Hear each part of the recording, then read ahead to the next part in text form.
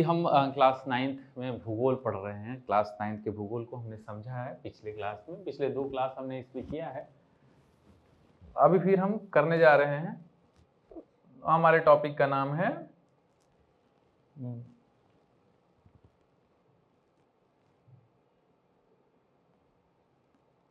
स्थिति एवं विस्तार। स्थिति एवं विस्तार को अच्छे से समझ रहे हैं, अच्छे से पकड़ रहे हैं। एक चीज और करिएगा बच्चों कि जैसे ही आपका क्लास खत्म हो जाता है, ऐप पे एमसीक्यू अवेलेबल है। एमसीक्यू आप जरूर लगाइए। एमसीक्यूज मल्टीपल चॉइस क्वेश्चन जो है वो जरूर लगाइए। उसके बाद होमवर्क भी जरूर करिए। आपको वहाँ पर दे दिया जाता होगा होमवर्क, तो इसको भी करिए। होमवर्क के बाद जो है आप इसको सबमिट भी करिए ताकि आपके आंसर जो आप लिखो उसकी चेक होने के बाद आपको दिखाया जाए। ठीक है, तो ये चीजें करना है आपको। तो चलो आगे चलते हैं हम लोग इस चैप्टर के आगे। किस तरह से लिच्छवी गणराज्य जी के साथ जो वैशाली जो था वो पहला लोकतंत्र स्थापित था। सबसे पहला सिंधु घाटी सभ्यता जो है वो इंडस सिविलाइजेशन जिसको कहते हैं वो भारत में था। हड़प्पा सभ्यता भारत में ही था। और बहुत सारी चीजें जिसको हम लोगों ने समझा है और बहुत सारी चीजें हम लोगों ने देखा है, और भी इसके अलावा बहुत सारी चीजें हैं भारत के बारे में बताने को। तो बहुत सारी चीजें नहीं बताएंगे, हम आगे चलेंगे। ठीक है, तो यहां तक की कक्षा को हमने समझा था, यहां तक की बातों को हमने देखा था। यदि हम भारत के द्वीप समूहों की बात को सम्मिलित करते हैं तब इसका दक्षिण में विस्तार 6 डिग्री 45 मिनट उत्तर से शुरू होता है और भारत का दक्षिणतम बिंदु इंदिरा पॉइंट है। इसको ध्यान रखिएगा बच्चों, भारत का दक्षिणतम बिंदु क्या है? इंदिरा पॉइंट है, जो अंडमान निकोबार द्वीप समूह में स्थित है। 23 डिग्री 30 मिनट उत्तरी अक्षांश को कर्क रेखा कहते हैं और भारत के बीचों बीच से यह गुजरती है। इसे लगभग 2 भागों में भारत को बांटती है। अक्षांशीय विस्तार और देशांतरीय विस्तार सीमा रेखा अभी दिया हुआ है, इसको समझने का प्रयास करते हैं। चलिए, जो मैप बीटीवीसी ने दिया है हम इसे समझते हैं।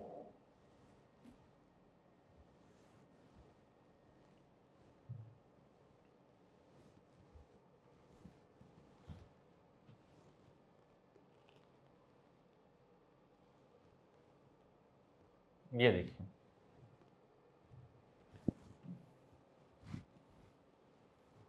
पिछले क्लास में हमने मैप को समझा था, इसको थोड़ा सा और अच्छे से समझेंगे। देखिए, अंडमान और निकोबार ये द्वीप समूह है। जैसा हमने कहा अभी चैप्टर में पढ़ा था कि अगर हम द्वीप समूहों को भी करते हैं तो भारत में द्वीप समूह लगभग दक्षिण में अंडमान एंड निकोबार और यहाँ पर है लक्षद्वीप। देखिए यहाँ पर लक्षद्वीप है, ठीक है, यहाँ पर है लक्षद्वीप है। तो 2 द्वीप हैं, पहला है अंडमान एंड निकोबार और दूसरा है लक्षद्वीप। द्वीप का मतलब ये होता है, द्वीप का मतलब ये होता है कि ये जो जगह है और इसके चारों ओर ये पानी है। ठीक है, तो चारों तरफ से जो पानी से घिरा होता है उसे द्वीप बोलते हैं। और जैसे ये लक्षद्वीप है, ठीक है, और ये बहुत सारे द्वीप हैं इसलिए द्वीप समूह कहा गया। ठीक है, द्वीप समूह कहा गया। अगला देखिए, जो सबसे दक्षिणतम बिंदु है वो 6 डिग्री 4 मिनट, क्या नाम है इसका? इंदिरा पॉइंट। ये कहाँ है? 6 डिग्री 45 मिनट के पास से है ये। ठीक है, ये एक चीज और हमें ध्यान रखना है बच्चों, ये तो हमने पढ़ा ही, ये इसके बारे में पिछले क्लास में हमने डिटेल में समझा और ये हमने डिटेल में समझा। एक चीज हमें जानना है कि यहां से लेकर के यहां तक की जो दूरी है, भारत का चौड़ाई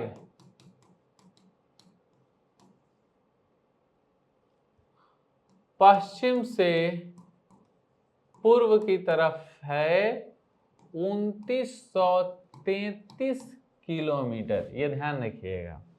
और उत्तर से दक्षिण की तरफ है लंबाई, भारत का लंबाई जो है वो है उत्तर से दक्षिण कितना है, ये देखिए 3214 किलोमीटर। ठीक है, आप सभी अपनी कमेंट बॉक्स में हमें बताना कि आपके गांव की लंबाई चौड़ाई क्या है। ठीक है, तो ये चीजें हैं लंबाई और ये है चौड़ाई।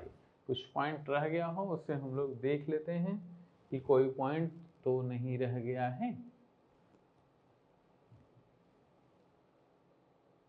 ठीक है, हाँ एक चीज और हम आपको समझाना चाहेंगे यहाँ पर, क्योंकि आपकी किताब ने इतना ही दिया है, थोड़ा सा हम चाहेंगे बच्चों ये जो मिटा देते हैं हम इसे नोट कर लिया करिए, इसके पहले थोड़ा सा बैक करके आप नोट कर लेना। जो अंडमान और निकोबार, ये निकोबार है बच्चों और ये है अंडमान, अंडमान है। और इन दोनों के बीच में जो इसको अलग करता है ये है 10 डिग्री चैनल। इसको 10 डिग्री चैनल, अगर आपसे कोई प्रश्न पूछेगा कि अंडमान और निकोबार को अलग करता है तो 10 डिग्री चैनल, 10 डिग्री चैनल यहाँ पर है और इसको अंडमान और निकोबार को अलग अलग करता है, पहला। दूसरा, अगर इंदिरा पॉइंट आपसे पूछेगा कहाँ है तो बताना है निकोबार द्वीप समूह में है ये। ठीक है, निकोबार में है ये, भारत का दक्षिणतम बिंदु इंदिरा पॉइंट। ठीक है, इंदिरा पॉइंट, ठीक है, पॉइंट सबसे दक्षिणतम बिंदु यहां पर है, पहला। दूसरा बच्चों, आप मैप की भी प्रैक्टिस करना, थोड़ा सा ऐसे ऐसे ऐसे करना मैप की प्रैक्टिस। अगला एक चीज जो हमने आपको बता दिया है निकोबार में है, यूपीएससी ने इसको पूछा था, जो 10 डिग्री चैनल है ना, यूपीएससी आईएएस क्या पेपर है 2014 में इसको पूछा था यूपीएससी ने। आप यहीं से थोड़ा सा समझ लोगे तो चीजें क्लियर हो जाएगी। मैप की प्रैक्टिस आप कंटिन्यू रखना, रोज प्रैक्टिस करना मैप का, मैप बनाना। आपके लिए होमवर्क भी है यहाँ से कि आप इंडिया का मैप ड्रॉ करके और सारे स्टेट जो है ना इसको लिख करके आप सबमिट करना, सारे स्टेट वहाँ पर बनाना है इसमें। जैसे इंडिया है ना, यहाँ पर त्रिपुरा, मिजोरम, मणिपुर, नागालैंड, अरुणाचल और ये तमाम चीज़ें, इसको बना करके हमें प्रेजेंट करना है। ये था एडिशनल पॉइंट जो आपको जानना चाहिए, समझना चाहिए, लक्षद्वीप में है। बाकी और भी चीज़ें हम आपको बताते रहेंगे और भी चीज़ें समझाएंगे। तो भारत की चौड़ाई कितनी है तो 2933 किलोमीटर, और भारत की लंबाई कितनी है नॉर्थ से साउथ तो 3214 किलोमीटर। ये रहा अपना भारत। अगला समझेंगे, अगला पॉइंट हम जानेंगे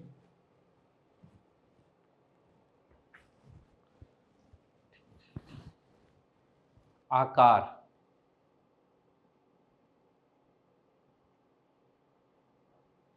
ठीक है, आकार। भारत का क्षेत्रफल 32.8 लाख वर्ग किलोमीटर है।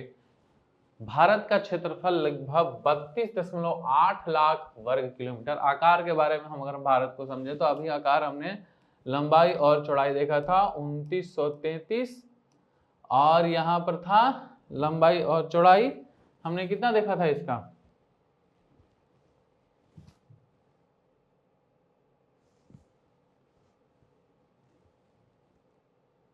2999 ना बच्चों, 2933 और 1432।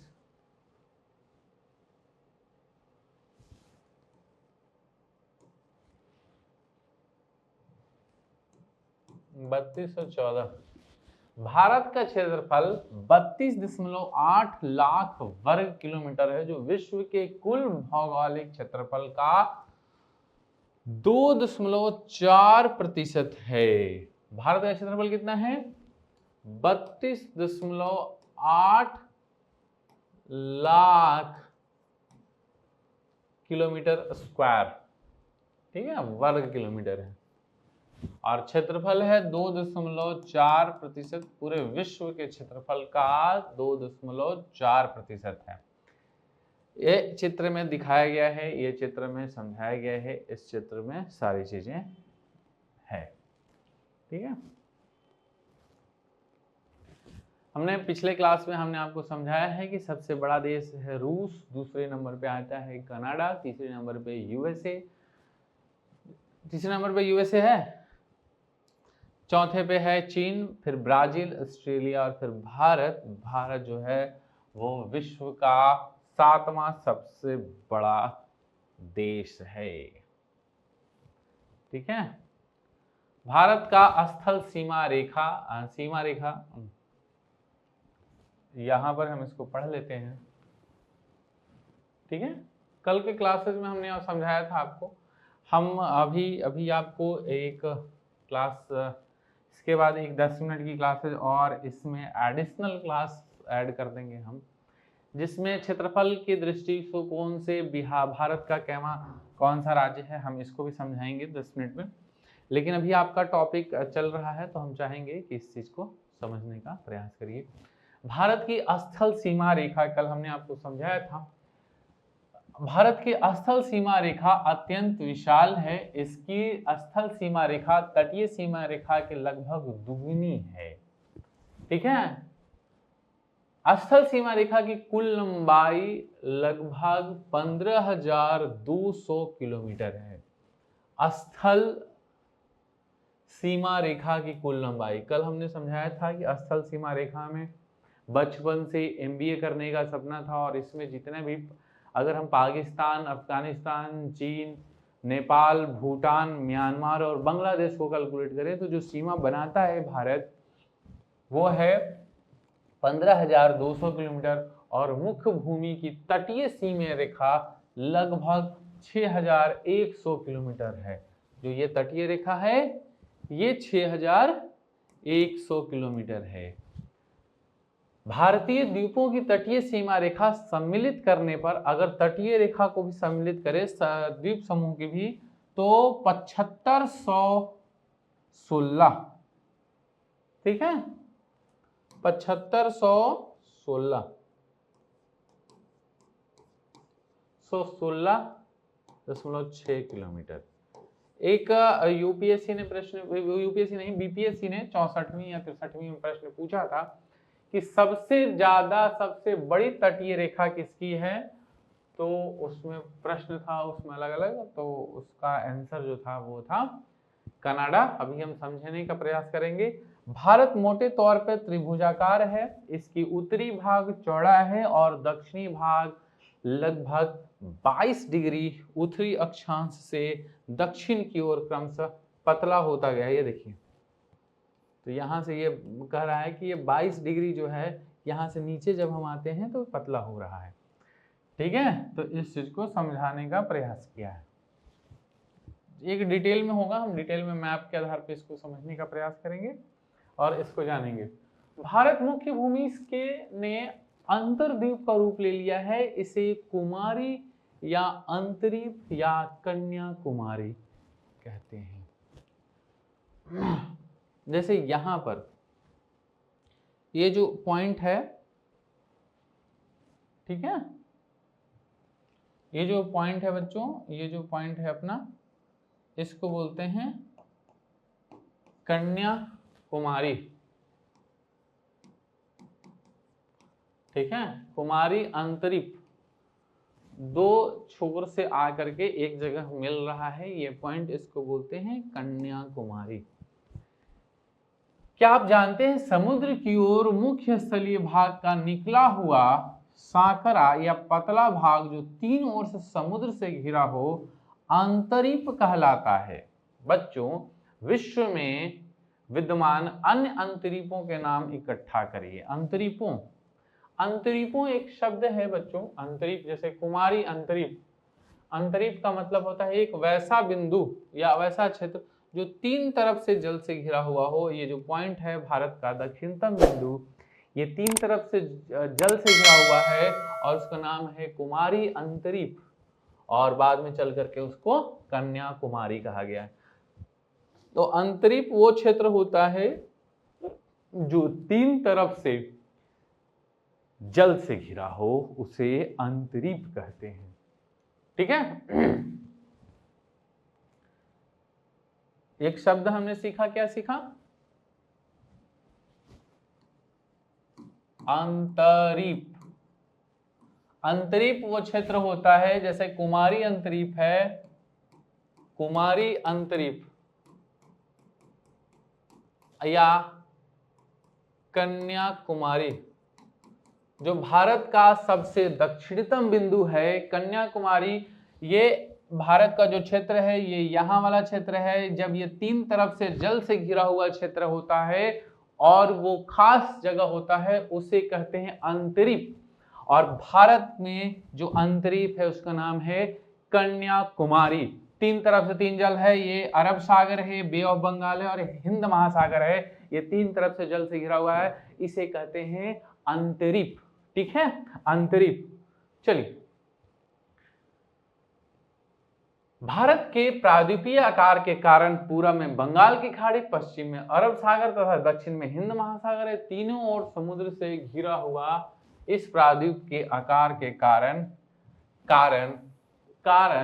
तटीय सीमा इसकी लंबी है तथा हिंद महासागर के मध्य भाग में स्थित भारत उत्तरी तथा पूर्वी सीमा पर नवीन मोड़दार पर्वत स्थित है। नवीन और मोड़दार पर्वत स्थित है कहां? उत्तर पूर्वी सीमा पर। हिमालय के फॉर्मेशन, आप जब क्लास 11th में जाएंगे तो हिमालय का एक फॉर्मेशन, फोल्ड माउंटेन का निर्माण कैसे होता है, मैंने आपको क्लास 7th 8 में बताया है। ब्लॉक माउंटेन, फोल्ड माउंटेन और इन सब चीजों पे जब हम पढ़ रहे थे, तो भारत की जो स्थिति है, भारत इतनी लंबी है और ये तटरेखा ऐसे जाके टकराती है और नवीन मोड़दार पर्वत का निर्माण हो जाता है। ठीक है। अक्षांशीय एवं देशांतरीय विस्तार का प्रभाव, ये हमने कल के क्लास में पढ़ा था, लेकिन हम थोड़ा सा यहाँ पर, क्योंकि आपके चैप्टर से संबंधित है, तो यहाँ पर भी हम आपको पढ़ने का प्रयास करेंगे। ठीक है। अक्षांशीय एवं देशांतरीय विस्तार का प्रभाव ये है कि भारत का अक्षांशीय देशांतरीय विस्तार लगभग 30 डिग्री का है, किंतु भूमि पर दोनों में वास्तविक दूरी समान नहीं है। इसका कारण यह है कि पृथ्वी पर अंतर अक्षीय दूरी समान रहती है, किंतु देशांतरीय दूरी जैसे जैसे ध्रुव की ओर जाते हैं कम होती जाती है। हमने कल आपको बताया था कि देशांतर समानांतर नहीं होते हैं, अक्षांश समानांतर होता है। इस चीज को समझना है। भारत में अरुणाचल प्रदेश और कक्ष के बीच स्थानीय सीमा समय में 2 घंटे का अंतर है। मैंने आपको कल बताया था, जब अरुणाचल प्रदेश में सूर्योदय होता है उस समय कक्ष में अंधेरा रहता है और वहां 2 घंटे बाद, जैसे मान लेते हैं 4 AM पर अगर अरुणाचल प्रदेश में सूर्योदय हो रहा है, तो गुजरात के रण ऑफ कक्ष में, कक्ष एक क्षेत्र है बच्चों गुजरात में, ठीक है ना, गुजरात का एक क्षेत्र है कक्ष, वो दलदली क्षेत्र है, वहां लूनी नदी आती है और मर्ज कर जाती है, दलदली क्षेत्र है कक्ष, उसको रण ऑफ कक्ष भी कहा जाता है। भारत का सबसे बड़ा दलदली क्षेत्र है। जब लद्दाख हमारे यहाँ जिला नहीं था तो सबसे बड़ा जिला होने का गौरव प्राप्त था इसको। ठीक है। तो 4 AM अब पर होता है, लेकिन रण ऑफ कक्ष में 6 बजे सूर्योदय होगा, उस समय 4 बजे वहां अंधेरा ही रहेगा, 2 घंटे का अंदर होता है। उस समय कक्ष में अंधेरा रहता है, वहां 2 घंटे बाद सूर्य होता है, दोनों में 30 डिग्री देशांतरीय विस्तार के कारण होता है। भारत में मानक देशांतर समय लगभग 82 डिग्री 30 मिनट पूर्वी देशांतर है, जो कि इलाहाबाद नैनी से होकर गुजरती है। बच्चों इलाहाबाद नैनी एक जगह है, इसको अंग्रेजों ने डिसाइड किया था यहीं से गुजरेगा। मानक मध्याह्न भोजन चुनते समय इस बात का ध्यान रखा गया था, ठीक है, रखा जाता है कि देश के बीचों बीच गुजरती हो और 7.5 डिग्री का गुणांक हो, ताकि 7.5 डिग्री देशांतरी दूरी पर स्थित स्थानों के बीच 30 मिनट का समय अंतर हो। कर्क रेखा 23.5 डिग्री उत्तरी अक्षांश भारत के बीचों बीच से गुजरती है और इसे लगभग 2 बराबर भागों में बांटती है। यह कर्क रेखा हमारे पड़ोसी राज्य झारखंड की राजधानी रांची तथा पड़ोसी देश बांग्लादेश से होकर गुजरती है। ठीक है, आगे हम एक मैप के सहारे भी इसको समझने का प्रयास करते हैं कि कर्क रेखा आखिर गुजरती कहां से है। ठीक है, देखिए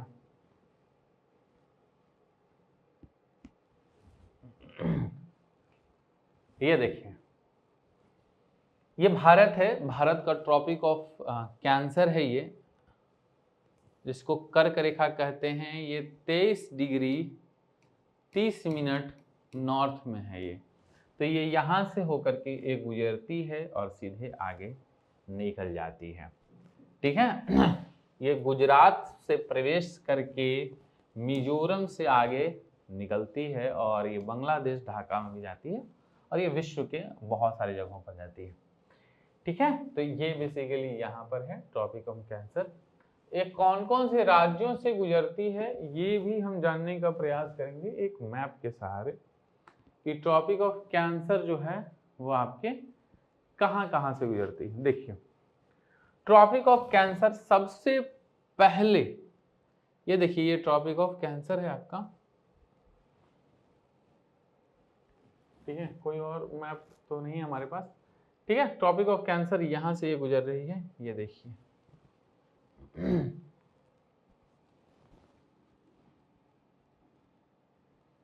ठीक है,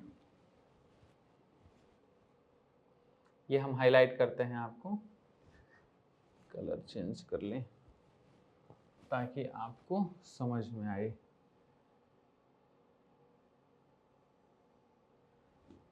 ठीक, ये ठीक है।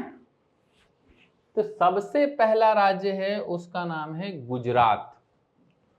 सबसे पहले गुजरात से होकर के थोड़ा सा राजस्थान में जाता है ये। दूसरा है बच्चों राजस्थान, ये दूसरा है।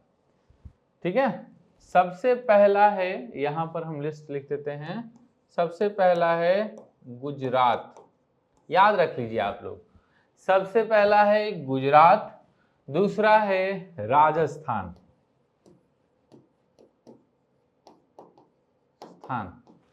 थोड़ा सा हम कोई और स्पष्ट मैप आपके लिए निकालते हैं। ठीक है,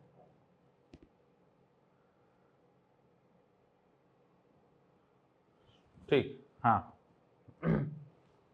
ये ठीक है।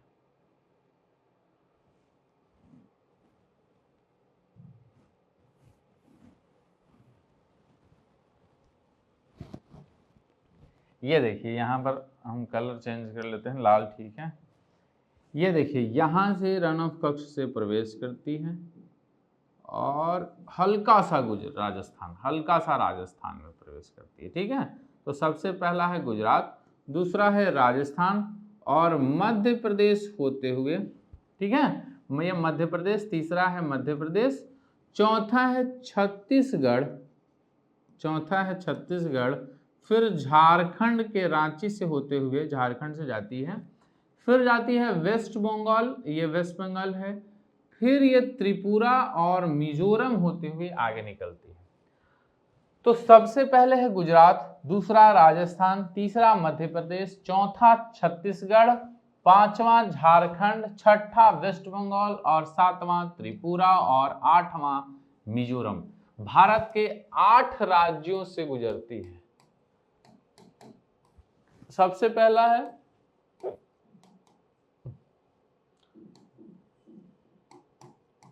गुजरात, दूसरा है बच्चों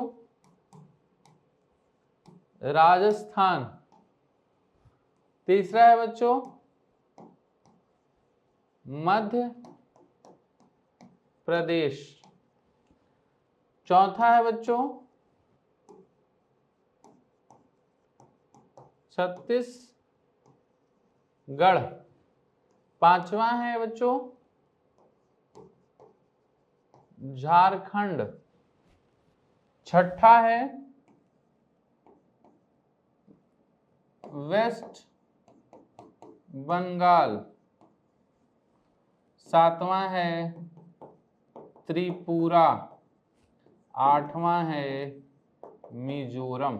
ठीक है। अगर आपसे कोई पूछेगा कि क्या ट्रॉपिक ऑफ कैंसर बिहार से गुजरता है, तो नहीं। इस बार का बीपीएससी 17वीं में पूछा है कि बिहार से गुजरती है कि नहीं। बेवकूफ बीपीएससी वाला। ठीक है। तो देखो, आपसे पूछेगा प्रश्न, कोई ना कोई पूछेगा कि बताओ ट्रॉपिक ऑफ कैंसर कितने राज्यों से गुजरती है।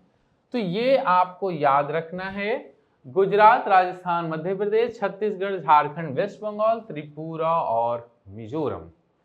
ठीक है। गुजरात, मध्य प्रदेश, हाँ, एकमात्र राजधानी है अहमदाबाद, इससे नजदीक है। झारखंड की रांची राजधानी, जो झारखंड की राजधानी है रांची, वहां से ये गुजरती है। ठीक है। भोपाल से भी लगभग आजू बाजू में है भोपाल, लेकिन भोपाल से नहीं गुजरती है। तो इस तरीके से ये गुजरती है। ये ट्रॉपिक ऑफ कैंसर जो है वो कहा जाता है कि भारत को लगभग दो भागों में, लगभग दो भागों में बांटता है ये। तो इस तरीके से चीजें हैं, तो इसको हमें समझना है। ठीक है। आपको याद होना चाहिए सारी चीजें।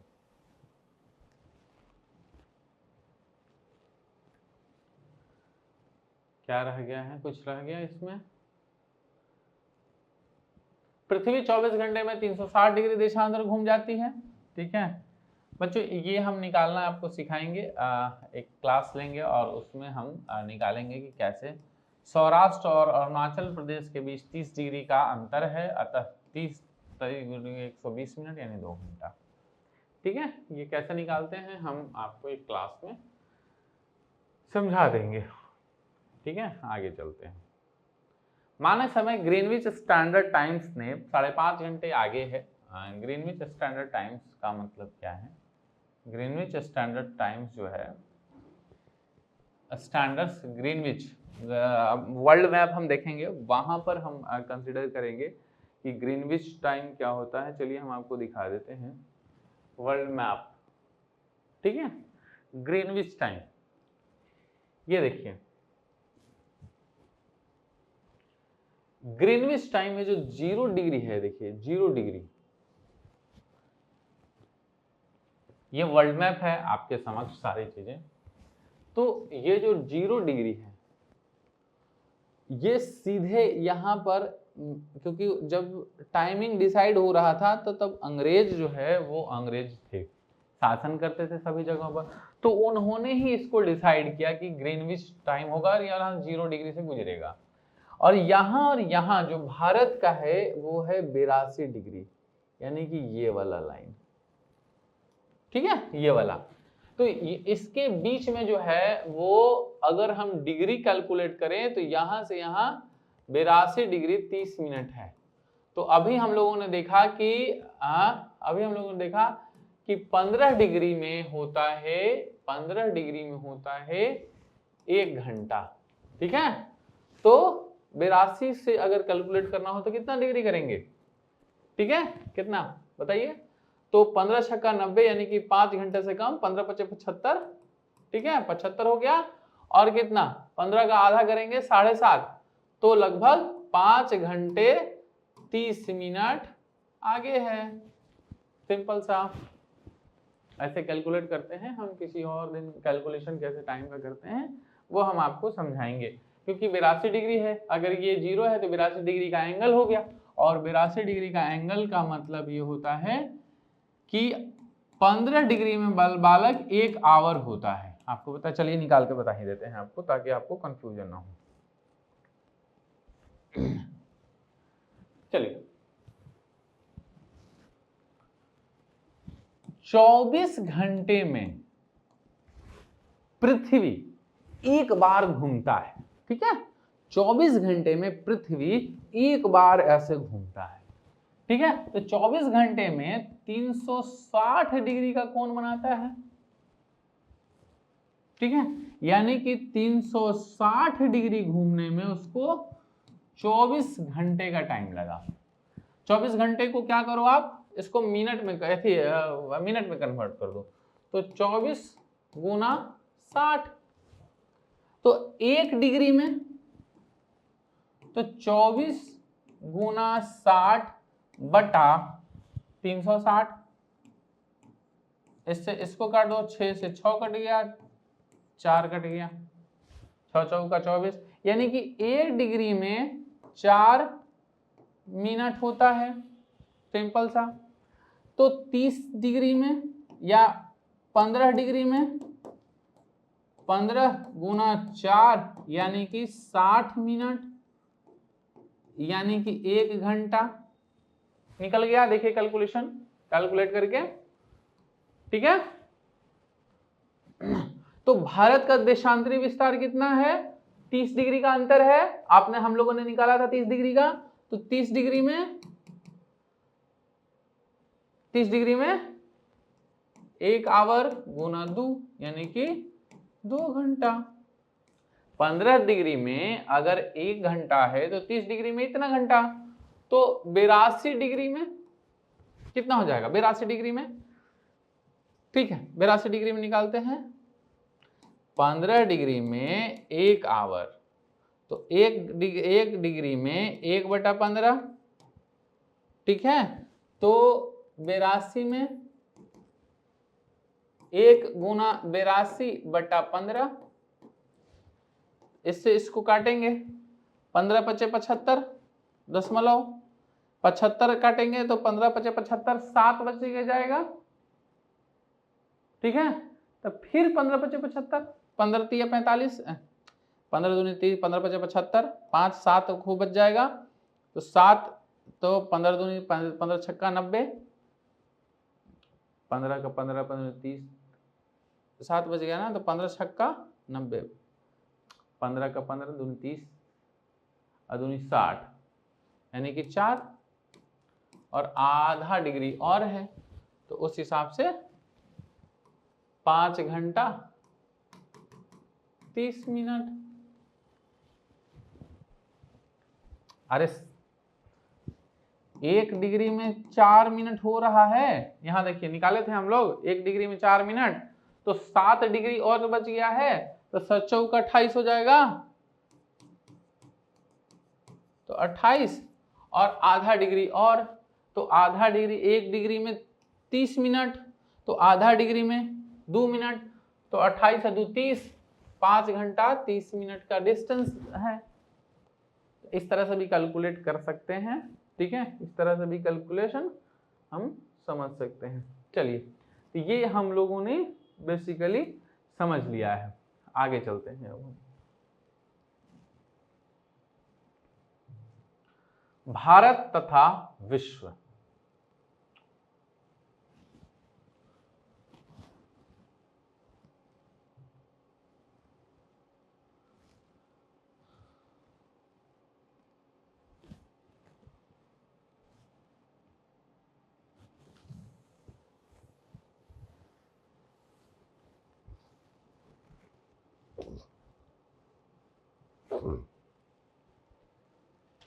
बच्चों हमारी क्लास लंबी नहीं हो जाए, इसके लिए भारत और विश्व को हम थोड़ा अगली क्लास में पढ़ेंगे, क्योंकि हो सकता है आपका लंबा क्लास हो गया हो। तो भारत और विश्व को हम अगली क्लास में पढ़ने की कोशिश करेंगे और समझने का प्रयास करेंगे। अगर आपको टाइम निकालना अभी भी नहीं आया है तो फिर से आप मुझे बताना, फिर से हम एक नया क्लास अपलोड करेंगे, और ताकि आप चीज़ों को अच्छे से समझ पाओ। थैंक यू बच्चों, फिर मिलते हैं हम लोग, धन्यवाद।